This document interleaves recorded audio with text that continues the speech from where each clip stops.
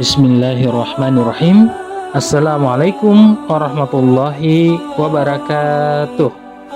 Alhamdulillah, alhamdulillahirabbil alamin.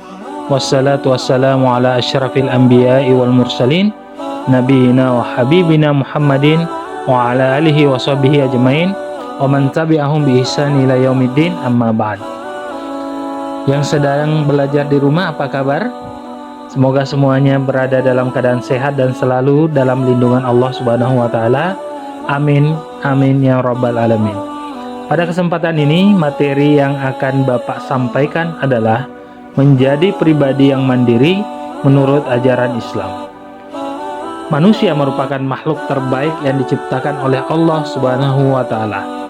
Manusia juga menjadi satu-satunya makhluk yang mendapatkan kepercayaan untuk memimpin hamparan bumi yang luas ini. Pada dasarnya, manusia diciptakan untuk menjadi khalifah di bumi. Manusia tidak akan mampu mengelola apa saja yang ada di muka bumi ini jika masih bergantung pada sesuatu yang seharusnya dipimpin. Untuk itu, dengan kemandirianlah kita sebagai manusia bisa menjalankan fungsi kita sebagai khalifah. Mari kita coba memahami kemandirian dalam perspektif psikologi terlebih dahulu. Kemandirian adalah suatu sikap yang memungkinkan seseorang melakukan sesuatu atas dorongan diri sendiri dalam rangka memenuhi kebutuhan dirinya. Misalnya, mengejar prestasi dengan penuh ketekunan dan keuletan tanpa harus bergantung pada orang lain.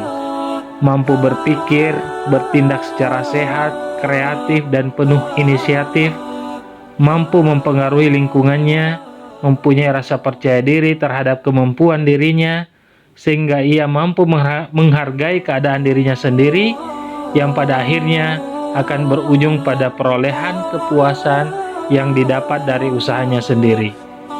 Nah, anak-anakku sekalian, kenyataan hidup yang tidak bisa kita hindari, kita pungkiri adalah kita tidak selamanya akan bergantung kepada orang yang menyayangi kita, seperti ibu bapak kita, saudara-saudara kita, dan keluarga-keluarga kita yang lainnya, karena akan ada masanya kita terpisah dan menuntut kita untuk bisa hidup mandiri. Untuk itu, dalam membangun kemandirian harus sedini mungkin dan harus memiliki tekad yang kuat, karena kemandirian tidak datang serta-merta, melainkan melalui proses yang panjang. Hanya manusia yang menghargai kemampuan dirinya yang akan menjadi mandiri. Sebaliknya, manusia yang terbiasa menghinakan kemampuan dirinya niscaya akan menjadi sosok individu yang lemah sepanjang masa. Mandiri bukan berarti sombong, bukan berarti tidak membutuhkan orang lain, karena pada hakikatnya kita adalah makhluk sosial yang tidak bisa lepas dari bantuan orang lain. Hanya saja, kita harus berusaha terlebih dahulu sebelum mengandalkan orang lain. Nah, bagaimana sebenarnya Islam menuntun kita untuk menjadi pribadi yang mandiri? Saya ingin bertanya kepada anak-anakku sekalian, pernah tidak dalam hidup kalian mengidolakan seseorang? Coba sekarang kalian sebutkan siapa saja idolanya. Apakah merupakan artis, atau bahkan teman, adik, atau kakak kelas kalian? Adakah Rasulullah Shallallahu Alaihi Wasallam menjadi idola kita? Sebagai umat Muslim yang bertakwa, tentunya idola yang sesungguhnya itu adalah Rasulullah Shallallahu Alaihi Wasallam. Keteladanannya yang harus kita ikuti. Salah satunya sebagai sosok pribadi yang mandiri dan pekerja keras. Anak-anakku sekalian, rasanya perlu kita kembali belajar pada sejarah kehidupan Rasulullah Shallallahu Alaihi Wasallam. Kita ketahui bersama bahwa beliau terlahir dalam keadaan yatim piatu. Ketika beliau masih berada dalam kandungan, beliau sudah ditinggalkan oleh ayahnya tercinta Abdullah bin Abdul Muthalib. Kemudian berusia 6 tahun, ibunya Aminah binti Wahab juga meninggal dunia. Kemudian beranjak di usia 8 tahun, kakeknya Abdul Muthalib meninggal dunia, sehingga baginda dipelihara oleh bapak saudaranya atau pamannya, yaitu Abu Thalib. Beliau sudah hidup sebagai yatim piatu di usianya yang sangat masih muda. Sekalipun ada paman yang berada di samping beliau, Nabi tetap berusaha untuk menjadi pribadi mandiri. Di usia yang masih sangat muda, Nabi sudah menunjukkan kemandiriannya dengan mengembala kambing untuk berdagang.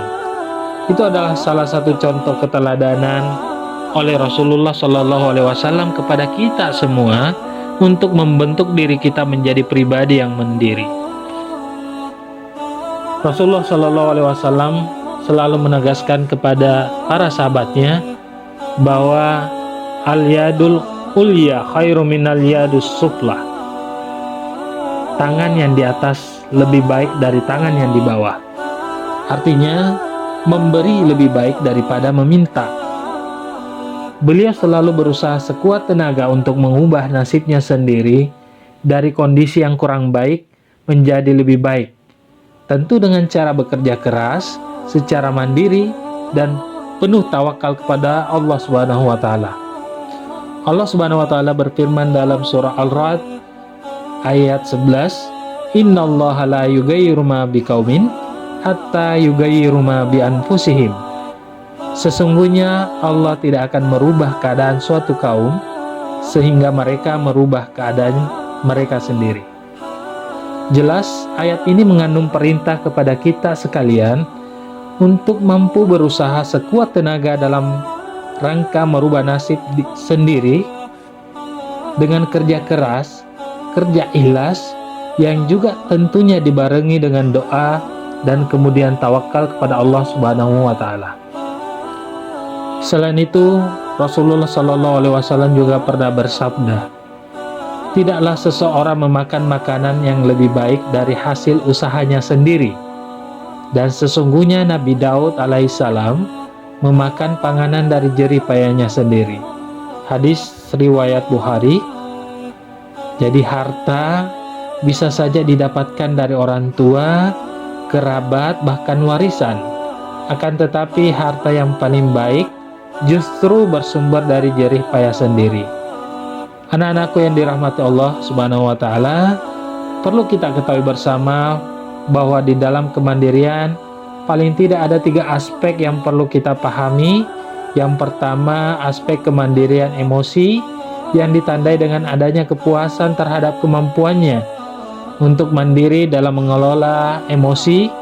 Kemudian yang kedua adalah kemandirian berperilaku, yaitu kemampuan untuk mengambil keputusan dalam berbagai hal. Dan yang terakhir kemandirian nilai, yaitu kemandirian yang didasarkan pada nilai-nilai yang menyangkut baik buruk atau benar salah. Nah, lantas bagaimana ciri orang yang memiliki pribadi mandiri? Orang yang memiliki kemandirian paling tidak memiliki beberapa ciri sebagai berikut. Yang pertama, dia memiliki kemampuan untuk mengambil keputusan tanpa harus dipengaruhi oleh orang lain. Contoh sederhana misalnya, ketika kalian mengambil jurusan tertentu pada sekolah, atau ketika anak-anakku mau melanjutkan studi ke perguruan tinggi, maka tidak harus kalian kemudian berkumpul bersama teman-teman untuk memilih jurusan yang sama sesuai dengan kesepakatan teman-temannya. Orang yang mandiri akan memiliki keputusan yang diambil dari dirinya sendiri tanpa harus dipengaruhi oleh orang lain. Mandiri bukan berarti egois. Mandiri masih dapat berhubungan baik dengan orang lain. Artinya ada kolaborasi antara apa yang dia inginkan dari dirinya sendiri dan menerima masukan dari orang lain. Namun demikian, keputusan akan kembali pada diri orang yang memiliki jiwa mandiri. Selanjutnya, ciri orang yang mandiri adalah dapat memilih apa yang seharusnya dilakukan dan apa yang seharusnya tidak dilakukan. Tampil kreatif dan berani dalam mencari dan menyampaikan ide, tidak takut, tidak minder, memiliki kebebasan pribadi untuk mencapai tujuannya. Dia berusaha untuk mengembangkan diri. Kalau dia tahu bahwa dia memiliki bakat pada bagian tertentu, maka dia akan berusaha untuk mengembangkan bakat itu dan sebagai bagian dari prestasi yang harus dikejar untuk dicapai, yang nantinya akan memberikan kepuasan bagi dirinya. Dan yang terakhir adalah dapat menerima kritikan untuk mengevaluasi diri. Maka di sini yang Bapak bisa tegaskan adalah jiwa yang mandiri tidak harus egois. Jiwa yang mandiri adalah jiwa yang mampu untuk mengkolaborasikan apa yang menjadi keinginan dirinya dan apa yang seharusnya dia terima dari orang lain untuk menjadi bagian dari evaluasi diri. Nah, itulah kira-kira yang mungkin bisa Bapak sampaikan, dan semoga bisa menjadi pelajaran untuk kita semua. Semoga kita, terutama anak-anakku yang sedang belajar dari rumah, semoga kita semua mampu untuk menjadi pribadi yang mandiri. Kurang dan lebihnya mohon dimaafkan. Sekian, Assalamualaikum warahmatullahi wabarakatuh.